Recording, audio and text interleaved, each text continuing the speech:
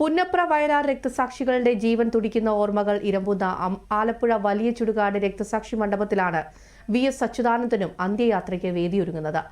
ആലപ്പുഴയിലെ ദൂരദർശൻ വാർത്താ സംഘം നൽകുന്ന റിപ്പോർട്ടിലേക്ക്. സമരനായകൻ VS അച്യുതാനന്ദനെ അന്ത്യയാത്രയാകാൻ ആലപ്പുഴ വലിയ ചുടുകാട് രക്തസാക്ഷി മണ്ഡപത്തിൽ ഒരുക്കങ്ങൾ പുരോഗമിക്കുകയാണ്. എത്രയേറെ തിരക്കുണ്ടായാലും VS അച്യുതാനന്ദൻ പുന്നപ്ര വയലാർ സമരത്തിന്റെ വാർഷിക വാരാചരണ ചടങ്ങുകളിൽ കൃത്യമായി എത്താറുണ്ട്. അദ്ദേഹത്തിന്റെ അവസാന യാത്രയും ഇവിടേക്കാണ്. തിരുവനന്തപുരത്ത് നിന്നും ആലപ്പുഴയിലേക്ക് VSന്റെ മൃതദേഹവും വഹിച്ചുകൊണ്ടുള്ള വിലാപയാത്ര നീങ്ങിക്കൊണ്ടിരിക്കുകയാണ്. അദ്ദേഹത്തിന്റെ സ്വന്തം വീട്ടിലെത്തുമ്പോൾ അർദ്ധരാത്രി കഴിയുമെന്നാണ് കരുതുന്നത്.